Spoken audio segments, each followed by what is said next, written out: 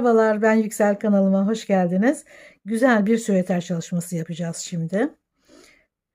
Boğazlı, dümdüz örülüyor. Hiç koltuk altı kesimi yok.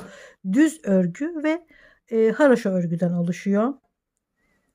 İstediğiniz uzunlukta örebilirsiniz. Kendi ölçünüze göre istediğiniz ipi kullanabilirsiniz. Ve boğazdaki kullandığım örgünün aynısı başlangıç lastiğinde de var. Kenarlar haroşa ve sabit değil. Yan taraflar dikilmiyor. İsterseniz ilik açabilirsiniz ön parçaya düğmeler için. Ben hiç açmadım çünkü giyip çıkarmaya çok müsait, kolay bir süeter. Dar olmadığı için iliğe gerek kalmadı. Direkt hemen diktim. Yeni başlayanlar için de güzel bir model ve kalın bir ip ve kalın şişlerle örüldüğü için de çok çabuk örebileceğiniz, yani 2 günde bitirebilirsiniz süveteri, yeni başlayanlar bile. Ölçüsü eni 58 santim. 58-58,5 santim. Yüksekliği, yani boyu da 62 santim. Şöyle. Bunu tabii ki kendinize göre öreceğiniz için ölçüyü de kendiniz belirleyeceksiniz. Zaten arttırması, eksiltmesi de çok kolay. Örebileceğiniz en kolay modellerden biri. Şimdi örgüye başlayalım. Şöyle bilgilerini göstereyim. Moher. Kalın, hassas bir ip. %5 moher, %10 yünlü, %85 premium akrilik. 100 gram. Bilgileri bu şekilde. 7 ve 8 diyor. Ben 8 milim örüyorum. Şöyle göstereyim. Çok bol örenler 7 de kullanabilir tabii ki. İplerden bu kadar kaldı. Şimdi kalan iplerle daha küçük bir örgüde göstereceğim. Burada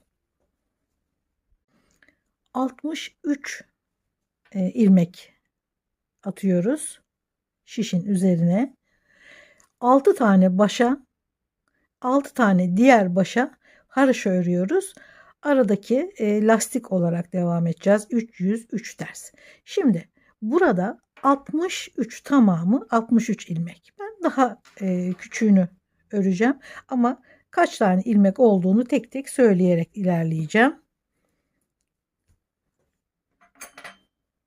8 milim şişin üzerine şöyle 30 tane kadar ilmek yapalım. Ben bu şekilde öğrendim. Böyle çalışıyorum ilmeği. Siz de nasıl öğrendiyseniz o şekilde 30 tane ilmek atalım.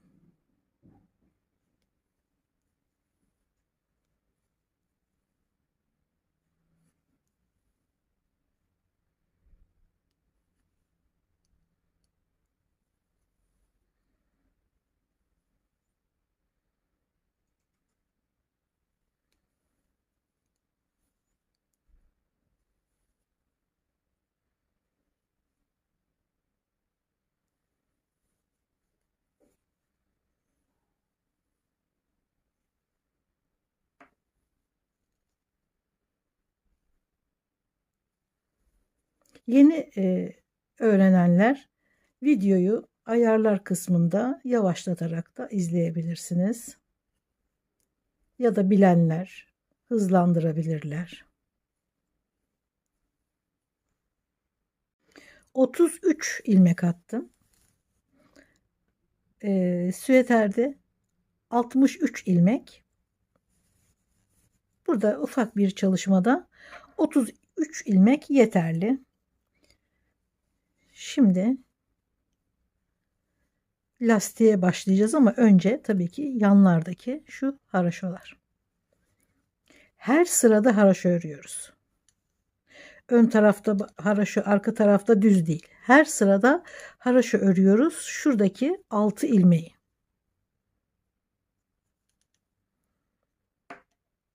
Örmeden alıyorum ve diğerine geçiyorum.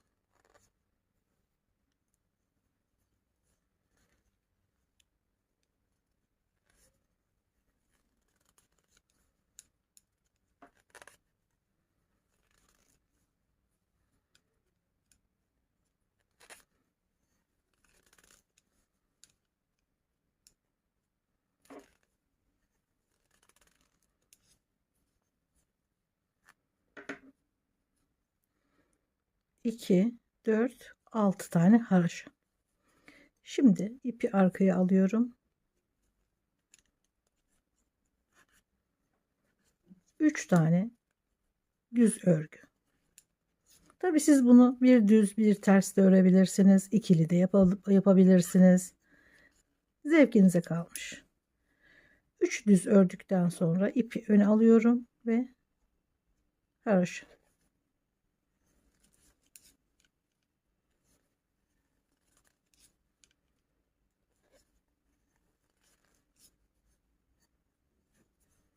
Tekrar ipi arkaya alıyorum. Düz örgü.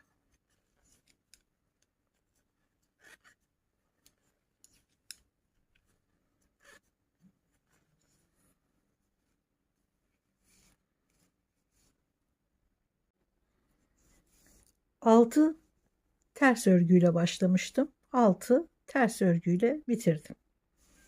Arada 3 ters, 3 düz örgü. Burada 33 ilmek. Süveterin tamamında yani 63 ilmek. Tabi bu sizin ölçünüzle alakalı.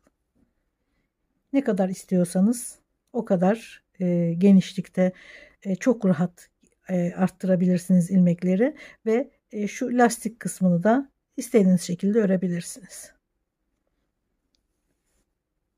Şimdi ikinci sıradayım. Burada ters ördüklerim burada düz gözüküyor. Gene ters örüyorum. Yani haroşa örüyorum. Ve her sırada bu şekilde bir taneyi örmeden alıyorum diğerini.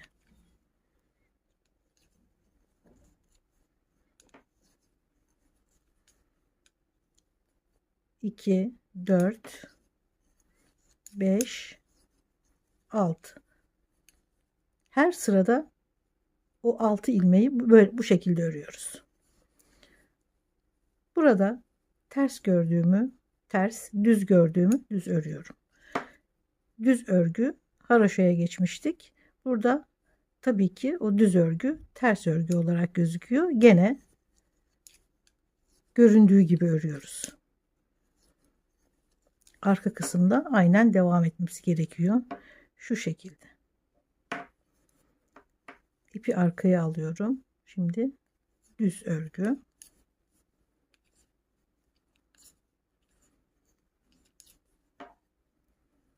Şimdi ters örgü.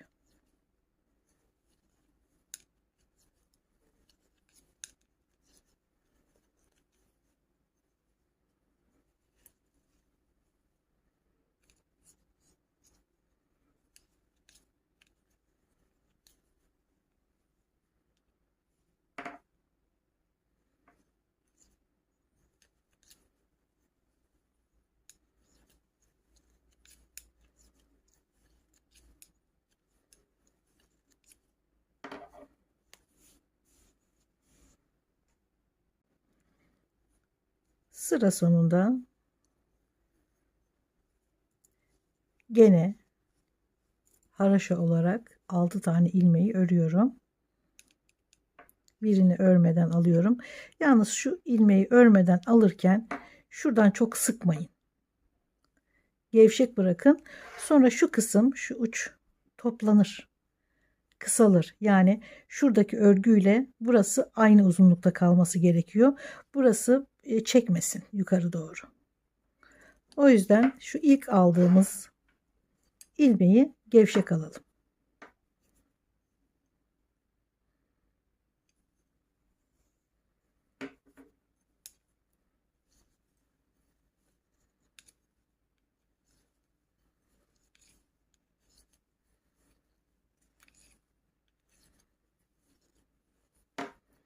İki, 4, 5 ve 6. Şimdi düz.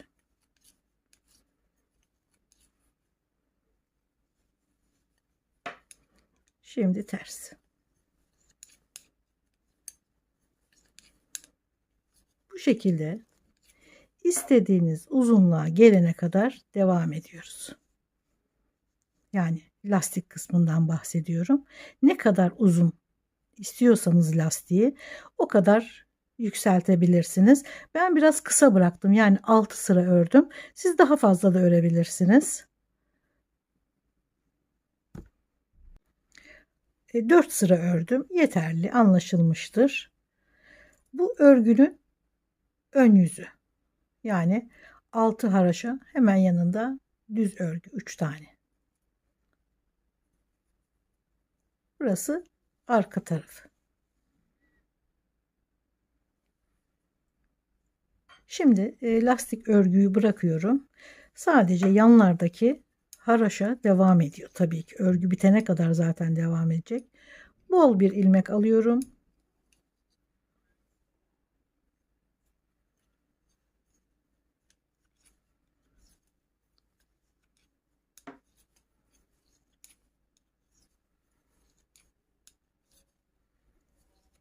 Altı haraşa ördükten sonra düz örgüye geçiyorum ve tamamen düz örgü.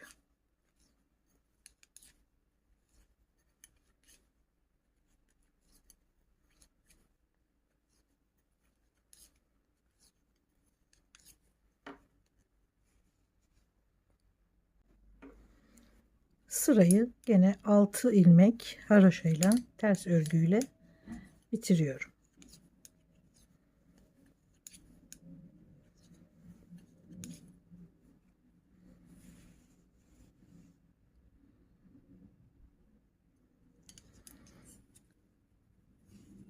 Örgünün arka tarafı gene 6 ilmeği gene haraşo örüyoruz, ters örgü. Bu her sırada böyle büyük bir ilmek ki şurası kasmasın diye.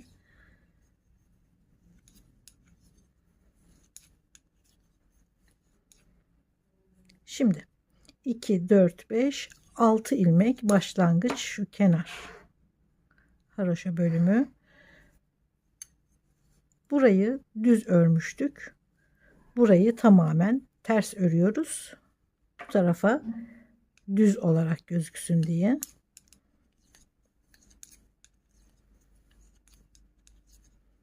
Yani örgünün arka tarafını tamamen ters örgü örüyoruz.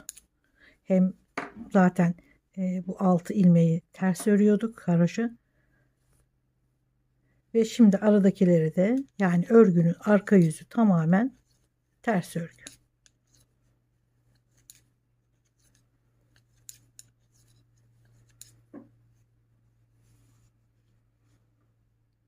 Şimdi örgünün düz tarafındayız. Gene başlarda her sırada ters örgü örüyoruz. 6 ilmeği. Sonra artık düz örüyoruz. Örgünün arkası tamamen ters örgü. Bu şekilde gene istediğiniz uzunluğa kadar devam ediyorsunuz. Şöyle ne kadar uzunlukta istiyorsanız orada örgüyü bitiriyorsunuz. Şimdi şuradaki hem ön hem arka kısmın nasıl kesildiğini göstereceğim. O da çok basit. Ben birkaç sıra daha öreyim. Düz örgü biraz daha gözüksün. Ondan sonra yaka kısımlarına geçeceğim. Siz de bu arada istediğiniz uzunluğa kadar örmeye devam edin. Bu kadar yeterli. Şimdi yaka kesimine başlayacağız. Şuradaki eklediğimiz ipi burada kesip sonrasında içeride yürüterek kaybediyoruz. Bu şekilde bırakmayın. Arkası da önü gibi temiz ve muntazam olsun. Bakın buradaki iplik ek yeri de gözüküyor. O yüzden her zaman hep örgünün arka tarafından ipi bağlıyoruz ve örüyoruz. Ki ön taraf muntazam olsun. Şimdi burada 33 ilmek var. Süveterde 63 ilmek var. Arkayı nasıl kestik? Zaten bir seferde yapılıyor. Çok basit. Şimdi bu 63 ilmeği 20 ilmek bu tarafa, 20 ilmek bu tarafa bırakıyorum. Arada kalan 23 ilmek yaka için. Tabi bu sizin bedeninizle alakalı. Siz Belki bunu 40 beden yaparsanız daha da büyütebilirsiniz. Yalnız rahat bir yaka olduğunu söyleyebilirim. Güzel bir ölçü oldu, 23 ilmek arada. Bu onun yarısı olduğu için hemen yarısı kadar örüyoruz.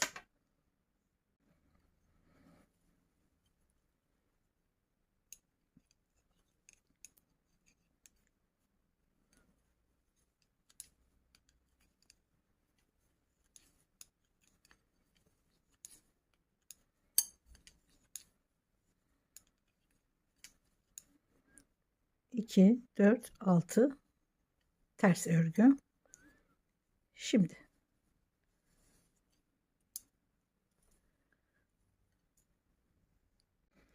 Şimdi küçük olan bu modelde 10 ilmek, 10 ilmek, arada 13 ilmek var. Büyük olan örgüde 20, 20, 23. Şimdi diyelim 23 ilmeği örerek geldik. 20 ilmeği örerek geldik. Buradaki 23 ilmeği kesiyoruz. 2 tane ilmek alıyorum.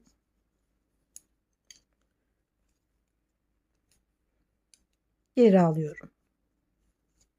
Sonra gene bununla birlikte 2 ilmek alıyorum.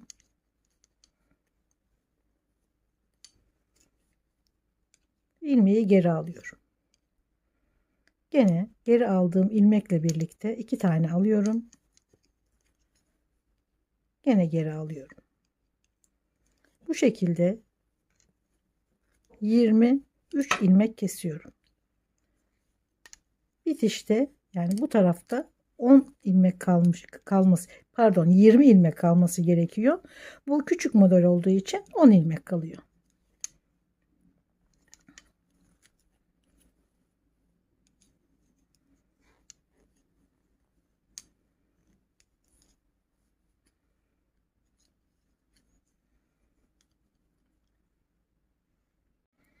...20 ilmek ördük. 23 ilmeği kestik. 20 ilmek kaldı.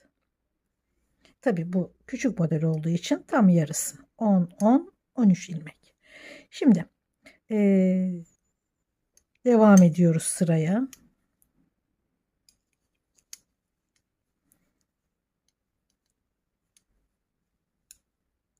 Aynen örgüye devam ediyorum.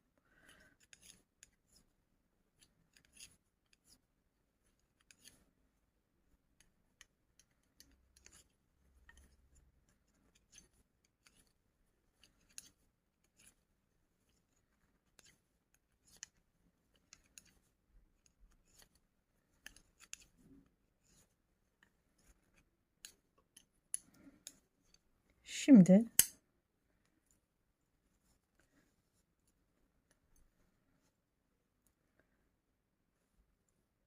bu sırayı ördük. Burada kestik. Burada ördük. Haliyle burada ufak bir oyuntu oluştu. Küçük bir oyuntu yetiyor zaten ense için. Düz de yapabilirsiniz. Hiç böyle uğraşmadan dümdüz de kesebilirsiniz ama ben genelde bazı örgülerde böyle bir oyuntu yapıyorum. Şimdi artık kesiyorum. Gene yakayı, enseyi kestiğim gibi kese kese geliyorum.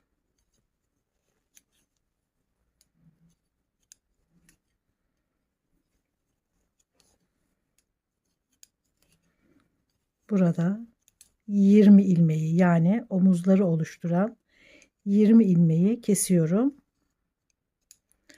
Hassas bir ip olduğu için biraz dikkatli olmak gerekiyor.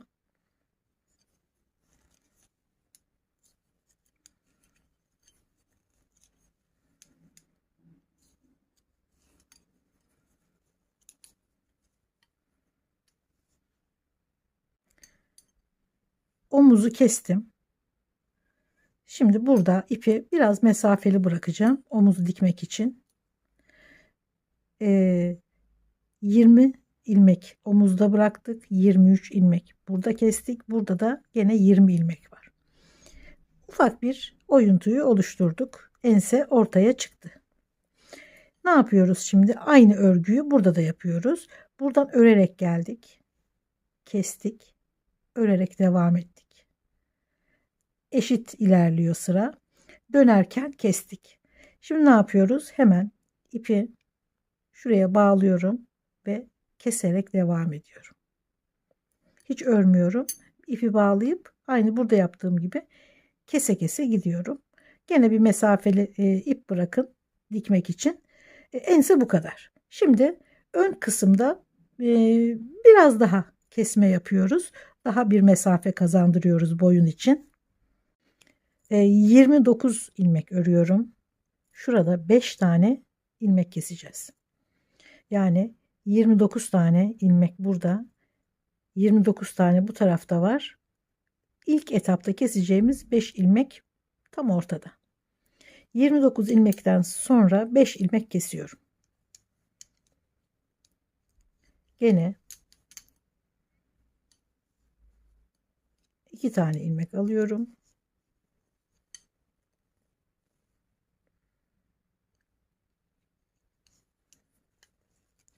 Ve geri.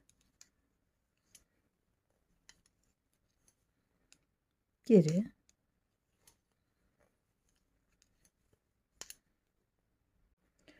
...29 ilmek, 29 ilmek, ortada 5 ilmeği kestim. Örmeye devam ediyorum şimdi normal örgüyü.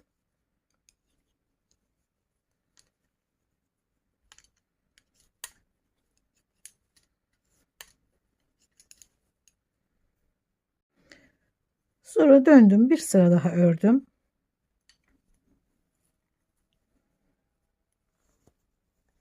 Burada 5 tane daha kesiyorum.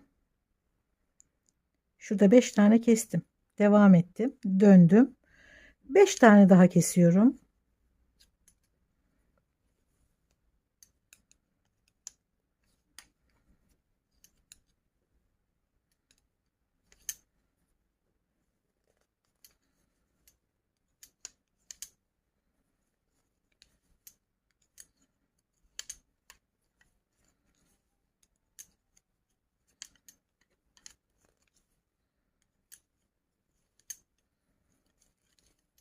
Şimdi 5 tane ortada kestik. 29 ilmek burada var. 29 ilmek burada var. Arada 5 tane ilmek kestik. Sonra tekrar keserek devam ediyoruz. Döndüm. 5 tane daha kestim. Şimdi örüyorum. Devam ediyorum. Tekrar dönüyorum. Bu sefer 4 tane kesiyorum. Devam ediyorum. Ve keserek bitiriyorum. Burada bir kademe oluşturuyor. Ortada zaten 5 tane, tam ortada 5 tane vardı. Yan tarafa 5 ve 4 tane daha kesiyorum.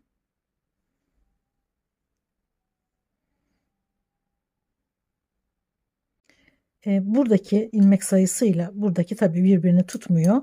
Bütün kesmeleri de gösteremiyorum o yüzden. Ve bunun çünkü tam yarısı kadar. Şimdi ne yaptık? Baştan anlatayım. 29 ilmek ördük. Bunun 20 tanesi omuz, 9 tanesi de şu keseceğimiz 5 tane ilmeğe gelene kadar ki bölüm. 29 ilmeği ördüm. 5 tane kestim. Tam şu ortadaki. Sonra örerek devam ettim. Tekrar örerek döndüm. 5 tane daha kestim. Şurası. Bu tarafı kesiyoruz şimdi. Ortaya kestik. Bir 5 tane daha şurası. Sonra örerek devam ediyoruz. Tekrar örerek geliyoruz. 4 tane kesiyoruz. 4 tane. Gene örerek devam ediyoruz ve sonrasında keserek bitiriyoruz. Buradaki işlemin aynısını buraya da yapıyoruz. İlk başta böyle gelmiştik. Kesmiştik şuraya kadar. Şimdi buradan geri dönmemiz gerekiyor. Sıra takip etmemiz gerekiyor. İpi buraya bağlıyoruz. Buradan 5 tane kesiyoruz. Devam ediyoruz. Dönüyoruz. 4 tane kesiyoruz. Devam ediyoruz ve tamamını kesiyoruz. Böyle ufak bir kademe yapıyoruz burada. Ortada 5, yanlarda 5, yanlarda 4, toplam 23 tane ilmeği bu şekilde kademeli kademeli kesiyoruz. Sonrasında omuzu dikiyoruz. Şöyle bakın, temiz bir dikiş. Zaten bunu her zaman yapıyoruz. İlmeklerin hep dış kanatlarından ala ala dikiyoruz. Bir tane omuzu dikmedim. Bunu bitirdikten sonra diktim.